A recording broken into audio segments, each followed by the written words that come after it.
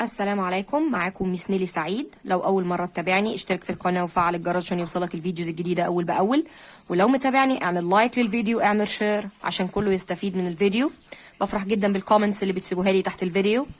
النهارده ان شاء الله هناخد the final revision، المراجعه بتاعت اخر السنه للستوري بتاعت جونيور 6 اللي هي The Merchant of Venice.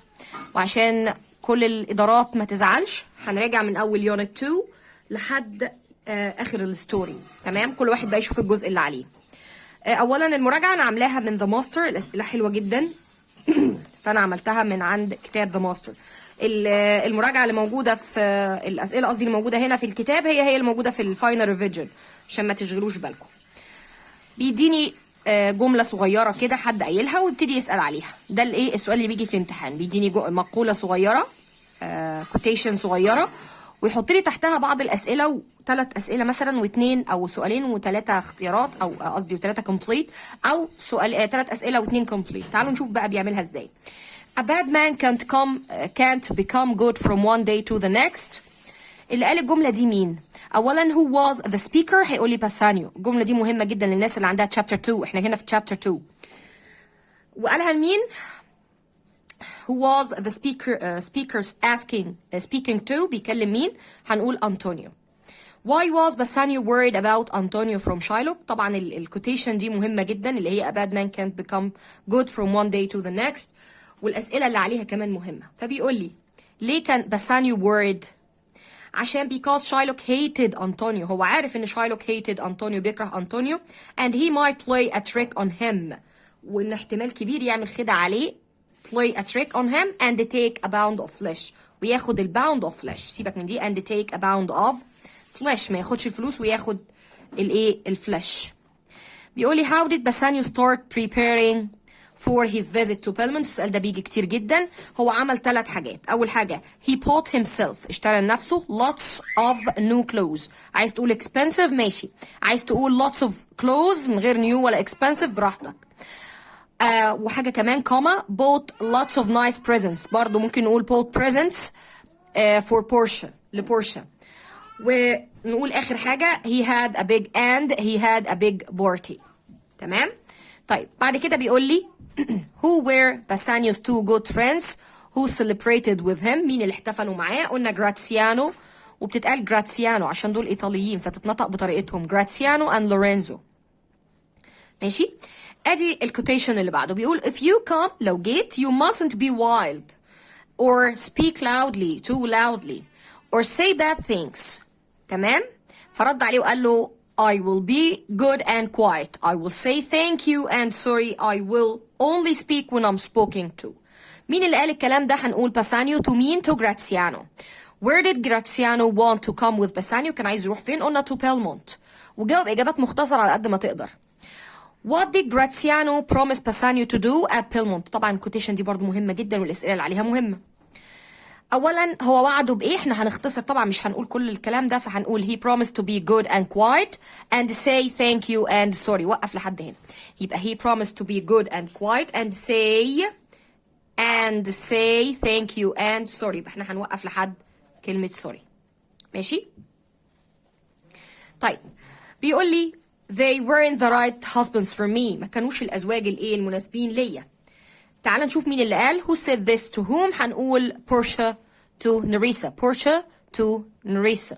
What plan did Portia's father invent to find her the best husband؟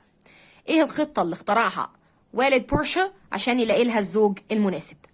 بيقول he asked a craftsman in Venice to make 3 boxes. بصوا بقى احنا هنختصر دي عشان اللوك ياما وانت مش هتعرف تكتب كل الكلام ده. يبقى he asked a craftsman to make 3 boxes. ماشي؟ او to make him، نحط هنا كلمة him، يعمل له 3 boxes. ماشي؟ one of the boxes had a picture of Portia in it. The one who guessed which box had the picture would be her husband. طيب سيبك من السطر ده وهنقول كده he asked a craftsman to make him 3 boxes. The one who would guess which box had Portia's picture in it would be her husband. ودي الإجابة المختصرة. أقولها لك تاني.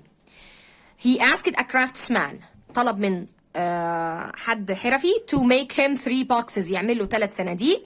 The one who would guess. الشخص اللي هيخمن which box had الصندوق اللي فيه Portia's picture in it جواه would be her husband. ودي الاختصار يعني على قد ما قدرت اعمله لكم. What did every man promise Portia to do if he didn't guess correctly? ايه الحاجات اللي وعد يعملها اي واحد من السوترز اللي هم اللي بيتقدموا يعمل لو ما طلعش، لو ما اختارش صح؟ 3 حاجات. اول حاجه he would never say which box he had. He would never marry again and he would leave at once. هو مش كاتب he would leave at once. هم 3 حاجات. He would leave at once. هيمشي على طول. تاني حاجة he would never say which box he had opened أو he chose بدل had opened chose. مش هيقول أنهي صندوق هو اختاره. and he would never again ask any more woman to marry him. ومش هيطلب الزواج من أي حد تاني. تمام؟ دول ال3 حاجات. طيب ادي الكوتيشن اللي بعده بيقول I am sorry but you must play the guessing game. Are you scared of the consequences؟ طبعا الكلام ده اتقال لمين؟ خدوا بالكم ان شاء الله هتيجي في الامتحان واحده منهم، يا اما الكلام ده بالنسبه لاداره المنتزه اللي عليها تشابتر 2، يا هيجي الافريكان برنس، يا اما هيجي الاسبانيش برنس، وان شاء الله واحده فيهم هي اللي هتيجي. فبيقول لي who was the speaker؟ طبعا Portia to the African prince، ولازم يتكتب African in a capital letter African prince. طب which box did he choose؟ اختار انهي؟ هنقول the gold box. لقى فيه ايه؟ سوري، بيقولي what was written on. انا عندي حاجتين، حاجه كانت مكتوبه على الصندوق وحاجه كانت مكتوبه جوه النوت اللي جوه الصندوق. لو قال لي on the box على الصندوق، هو بيقول لي if you choose this box، لو اخترت الصندوق ده you will find what all men want. هتلاقي اللي كل البني ادمين عايزينه. طب what did he find inside؟ لقى ايه جواه؟ هنقول a picture of a skull. خد بالك مش جمجمه، لا a picture of a skull، صورة جمجمة and a note. دول الحاجتين اللي لقاهم. تمام؟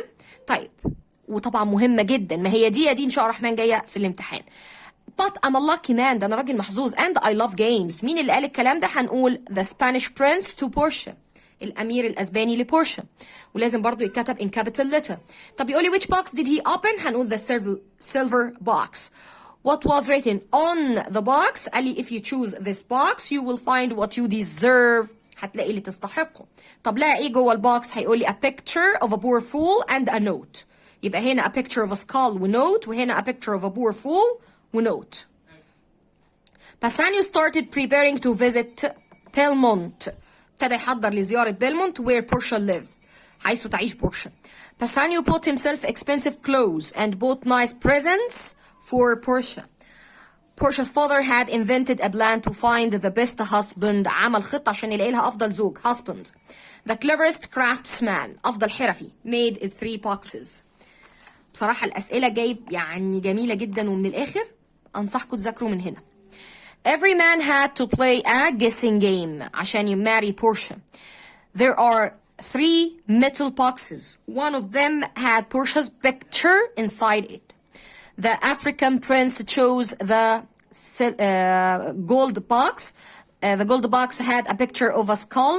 The Spanish prince chose the silver box واللي كان جواه a picture of a poor fool. نيجي بقى لchapter 3. ادي الكوتيشن بتاعتنا. بيقول لي my father doesn't love me. بابا ما بيحبنيش. He doesn't love anybody. ما بيحبش حد. ده مين ده؟ مين اللي بتتكلم؟ اولا دي جيسيكا اللي هي اللي كانت بتتكلم. Who was Jessica؟ هنقول Shylock's daughter. اختصر Shylock's daughter. Why did Jessica want to leave her father's house؟ هي حطت كذا سبب. قالت عشان her father was mean and unkind to her. كان حقير أو وضيع، وكان unkind غير لطيف معاها. So she hated living with him. طيب وطبعا احنا عندنا أسباب كتيرة هي قالتها برضو. He never bought her any new clothes. He never gave her any money or any food. لو انت عايز تكتب ياما يعني. What did Shylock love only؟ Shylock كان بيحب بس money, gold and jewelry. طب نسمع الكوتيشن اللي بعدها. بيقول لي help me I'm planning to leave home I only do housework all day and I can never go outside. مين اللي قالت الكلام ده؟ جيسيكا to Lorenzo. What help did Jessica want from Lorenzo? She wanted him to help her leave the house. طلبت منه يساعدها ان هي تسيب البيت. Why did Shiloh go to Antonio's house? عشان he was invited to dinner. Invited to dinner. اختصر. What did Jessica take with her when she left the house? أخذت معاها ايه؟ هنقول her mother's jewelries and bags of gold coins. أخذت her mother's jewelries and bags of gold coins. حاجة مامتها وفلوس مامتها. ادي الكوتيشن بتقول Antonio has to pay me in a 1 month time. أنطونيو لازم يدفع لي خلال شهر. But I hope that he won't have the money. أتمنى إنه يبقاش معاه الفلوس عشان ياخد الباوند of flesh. طبعا مين اللي قال الكلام ده؟ هنقول شايلوك. Why was Shylock very angry with Antonio? الجملة دي لازم تتحفظ. لا مش دي كمان. هنقول because his friend Lorenzo helped Jessica to leave the house and married her. ومش كده وبس عشان he hurt his business. كان بيضر التجارة بتاعته. And his daughter Jessica left the house with his friend Lorenzo. His daughter Jessica left the house with his friend Lorenzo. طيب what did Shylock say when Jessica left the house? Shylock قال ايه؟ ان هو will never forgive her and he will never give her any of his money after he died. دي الحاجتين اللي قالهم.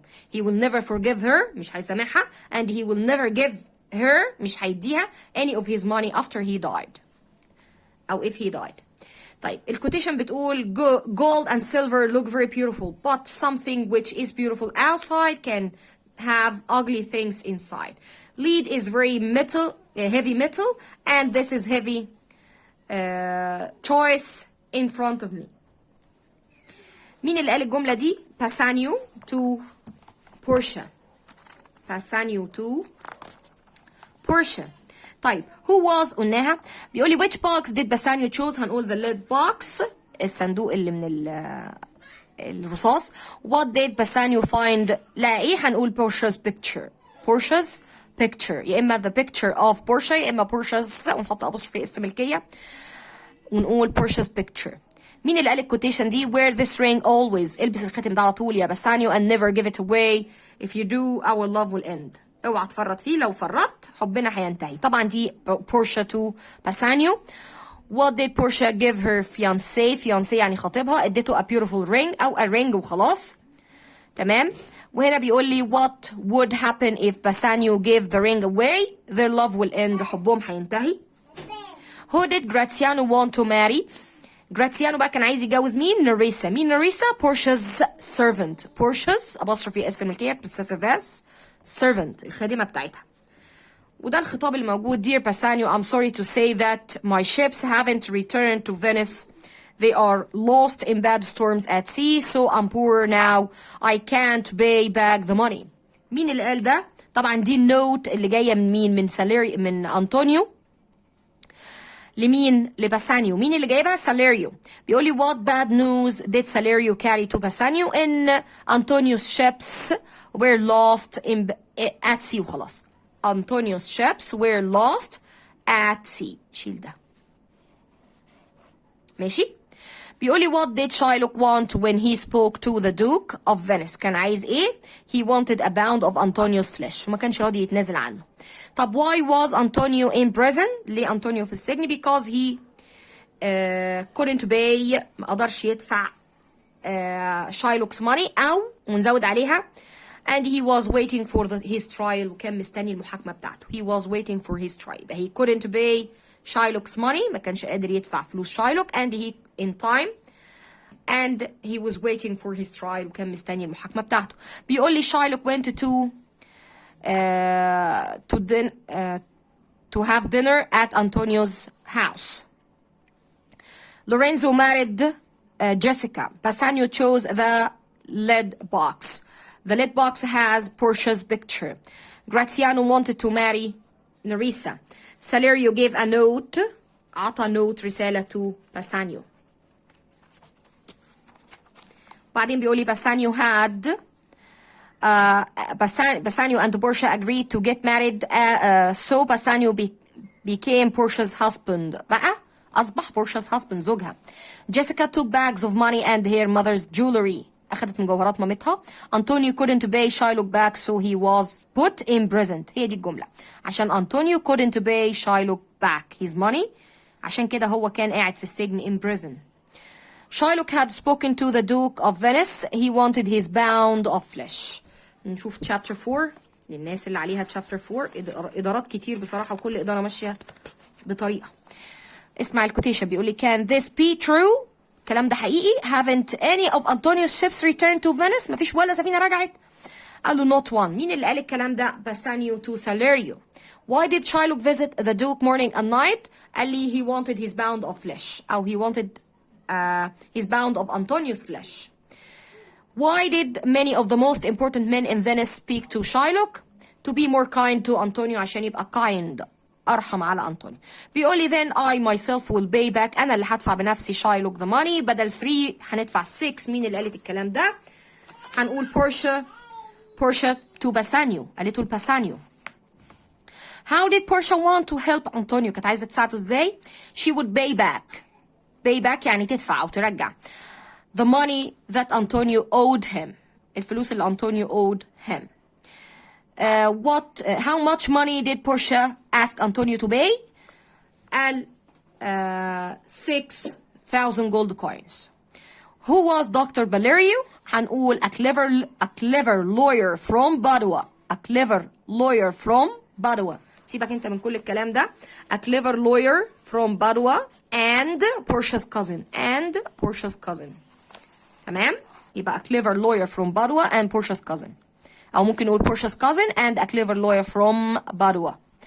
بيقول لي why did Portia write a short note to Dr. Valerio؟ بعتت له ليه رسالة to ask for his advice عشان تطلب نصيحته and some lawyers clothes وتطلب كمان lawyers clothes ملابس محامي.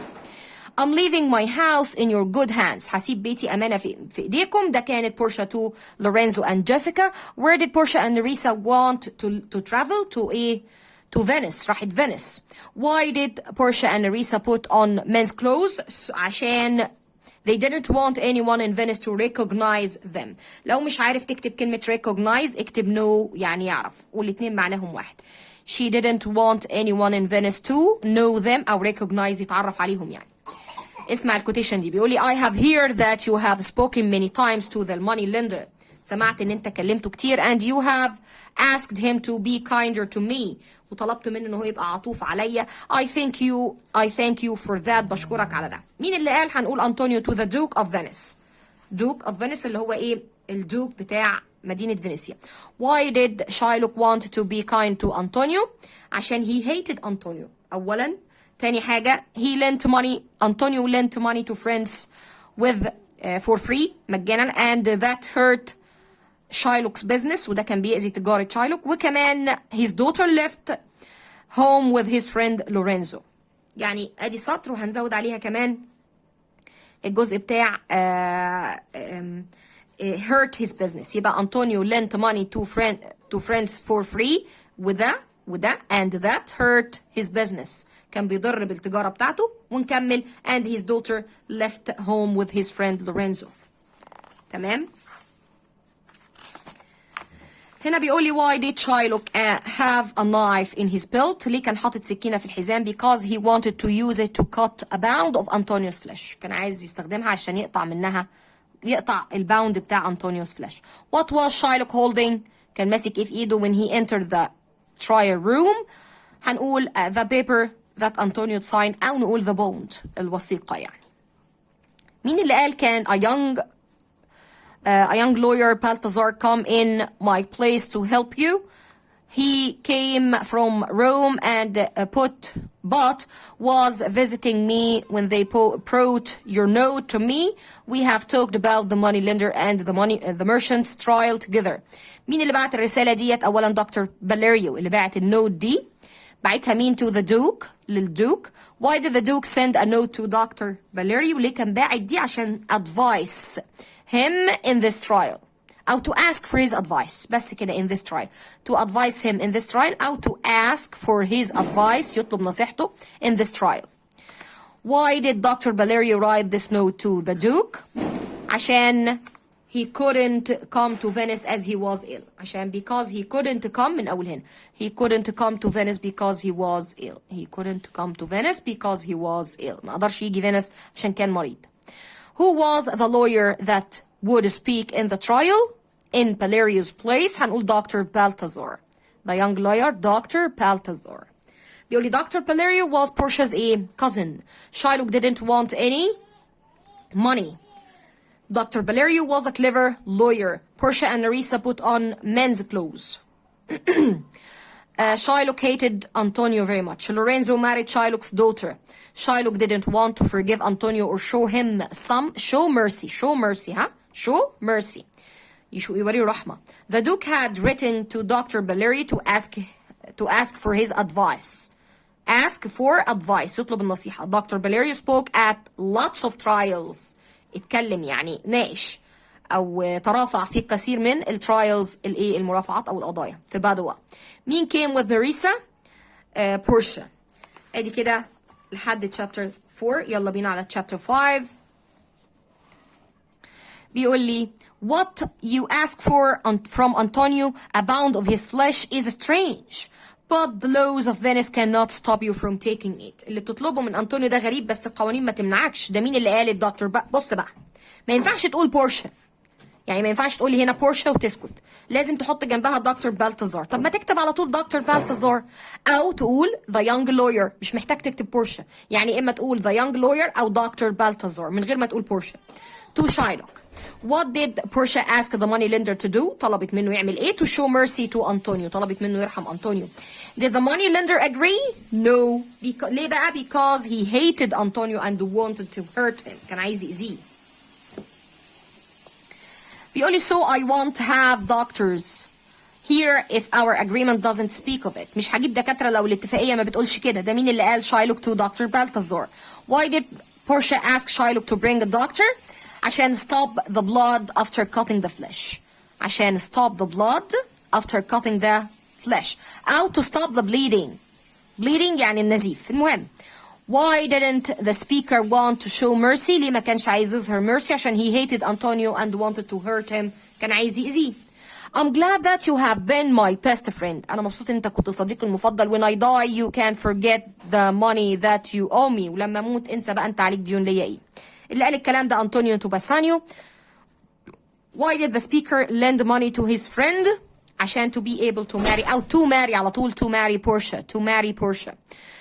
How did the speaker's friend try to save him? حاول ينقذه ازاي؟ He offered عرض to pay Shylock 9,000 gold coins. بس التاني رفض. مش بس 3 ده كمان 9. I am married to a wife that I love more than anything. But I would give everything that I have to you to live, my friend. أنا متجوز واحدة بحبها جدا بس أنا مستعد أضحي بكل حاجة عشان أنت تعيش. مين اللي قال ده؟ باسانيو to Antonio. Why did the speaker say these words? ليه قال الكلام ده؟ عشان he was very sorry for Antonio and he didn't know how to save him. بيقولي how did Portia feel when she heard؟ لما سمعت الكلام ده كانت she was surprised.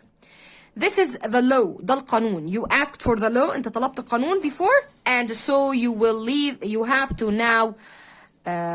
You have it now. دلوقتي بقى القانون. خد القانون أهو. Maybe more than you wanted. أكتر كمان من كنت عايز. ده Dr. Balthazar to Shylock. How could Portia save Antonio's life? هنقول when she told Shylock that he would risk all that he had if he dropped any. لا مش هتتقال كده. When she told Shylock to take a pound of flesh without losing any blood. يبقى هنقول ايه؟ When she told Shylock to take the pound of flesh without losing any blood. لما قالت له خد الفلش بس ما تنزفش دم. هي كده انقذته لانه مش هيعرف يعمل كده. Why did Shylock agree to take the money؟ ليه وافق في الاخر ان هو ياخد الفلوس؟ Because he couldn't take his pound of flesh without losing any blood. Without losing any blood. لانه ما قدرش ياخد الفلش من غير ما يخسر الدم. Who was the lawyer's clerk؟ هنقول نريسا. Who was the young lawyer؟ هنقول Portia. What did Shylock have in his belt? A knife. Who did Portia ask Shylock to do? To have mercy. To take the money and show mercy. Sorry, to show mercy. Why did Portia want a doctor? To stop the bleeding or to stop the blood after cutting the bone, the flesh. Or to stop the bleeding. توقف النزيف. How much money did Bassanio want to give Shylock? 6 وبعدين قال له 9. Why didn't Shylock take the pound of flesh؟ ليه ما أخدوش؟ عشان he couldn't take his pound of flesh without losing any blood. ما كانش هينفع ياخده من غير ما يفقد الدم. What will happen if Antonio lose any blood؟ قال لي ايه بقى؟ Shylock will have to give his house and his money to the government of Venice. وكمان he will risk his life. هيخاطر بحياته. Why did Shylock want to take 9,000 gold coin? Because he was afraid.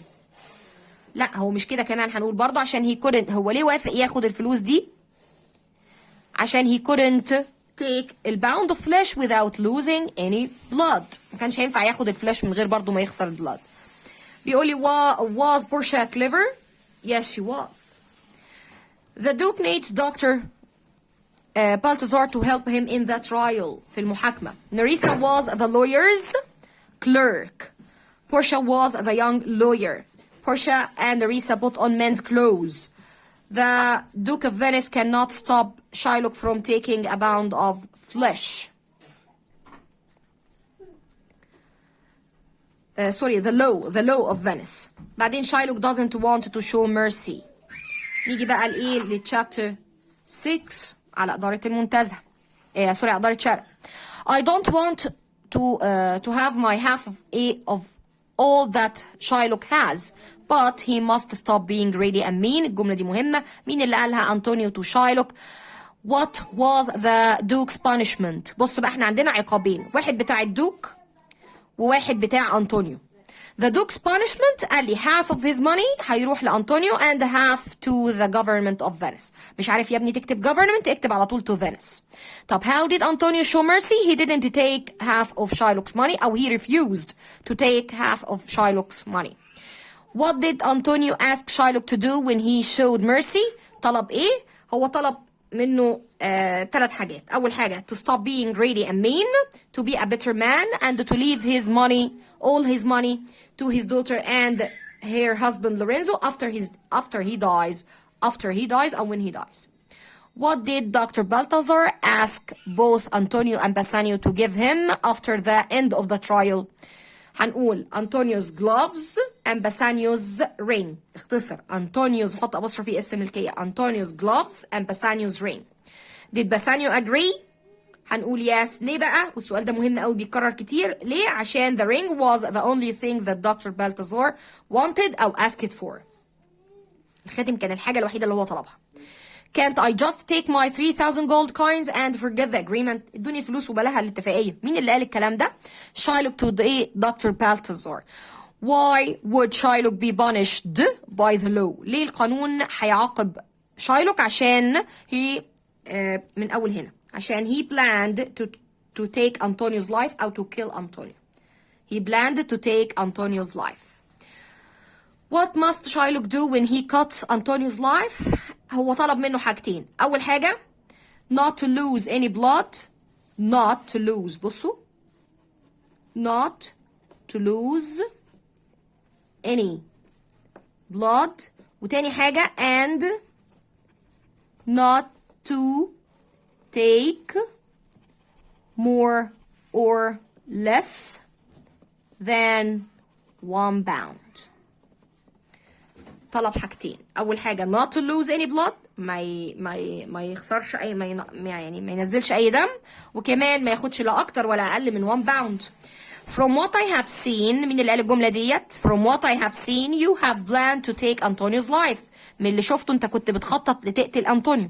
طبعا ده دكتور بالتازار to Shylock. طب يقول لي did Antonio show mercy to Shylock? Yes he did. طب طبعا لما يجيني سؤال ب helping verb فعل مساعد جاوب على طول بيس ونو واعمل الكروس. يعني yes he did no he didn't. What did Shylock ask the Duke for? طلب منه ايه؟ For mercy. Shylock طلب الرحمة. Why did Shylock want to take only his 3,000 gold coins? هنقول because he can't take his pound of flesh with no blood or without losing any blood. What did Shylock plan to? خطط لإيه؟ هنقول to take Antonio's life. أول ما كلمة plan يبقى إيه؟ To take Antonio's life. How must Shylock be punished as a greedy and mean man? إزاي يتعاقب؟ أول حاجة half of his money to Antonio and half to the government of Venice. طيب how did Antonio show mercy to Shylock? He refused to take half of Shylock's money أو he didn't take half of Shylock's money. لو مش عارف تكتب refused رفض نقول didn't take. What must Shylock stop doing? يتوقف عن فعل ايه؟ قلنا stop being greedy and mean and be a better man. What happens when Shylock dies? ايه اللي هيحصل لما يموت؟ قلنا ايه؟ he will leave أو he will give all his money to his daughter to his daughter Jessica and her husband Lorenzo. Did Bassanio recognize يعني تعرف على بورشا في المحاكمة? No he didn't. What did Portia want to take from Bassanio and Antonio? احنا قلنا نختصر. Antonio's gloves and Bassanio's ring. ماشي؟ Why did Bassanio agree to give Portia the ring at first? ليه ما كانش موافق الأول؟ عشان it was. بصوا لازم نكتب الجملة دي. It was his wedding ring. عشان ده كان خاتم زفافه and he promised never to give it away. ووعد إن هو ما يفرطش فيه. يبقى it was عشان because it was his wedding ring كان خاتم زفافه and he promised ووعد never to give it away ما يفرطش فيه. What did the clerk want from Graziano? الكليرك كان عايز ايه من Graziano? His ring أو the ring on his finger. The Duke had to not punish. الكلمة دي مهمة و grateful مهمة و faithful مهمة. The Duke had to punish يعاقب the money lender. After the trial Bassanio wanted to show that he was grateful ممتن. The young lawyer wanted to take Bassanio's cheap ring. Shylock planned الاقي planned يبقى to take Antonio's life. وبعدين هنا بيقول لي by the law of Venice Shylock must give Antonio half of his money. The Duke can punish Shylock. نيجي لآخر chapter 7 بيقول لي مين اللي قال why did you give my ring away؟ ليه فرطت في الخاتم؟ دي Portia to Bassanio. How did the speaker's husband lose his ring؟ والسؤال ده مهم قلنا جدا. ازاي ضيع الخاتم؟ هنقول because بصوا بقى he gave Dr. Balthazar his ring تمام because of for saving his best friend's life أو Antonio's life. يبقى he gave Dr. Balthazar the ring for saving Antonio's life. He gave Dr. Balthazar the ring for saving Antonio's life. عطى الخاتم to Dr. Balthazar عشان أنقذ حياة إيه؟ أنطونيو. What did the speaker ask her husband to do? To bring back the ring. طلبت منه يرجع الخاتم. مين اللي قال but I gave your ring to the young lawyer؟ أنا اديت الخاتم للمحامي. ده Bassanio to Portia. Who was the young lawyer؟ هنقول Portia. Who came with Bassanio to Belmont؟ هنقول أنطونيو وجراتسيانو الاتنين جم معاه. Why was Nerissa angry؟ عشان because he gave her ring away عطى الخاتم بتاعها أو فرط فيه.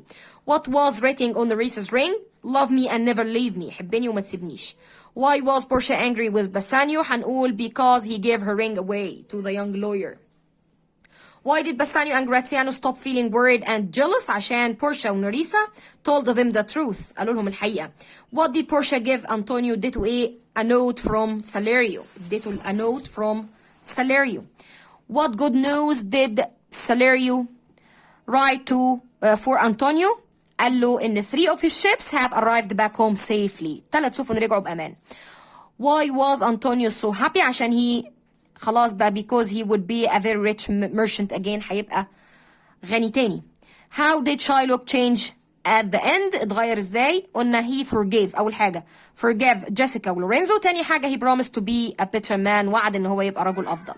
the merchant of Venice الحته دي بتتكلم عن القصه كلها يعني.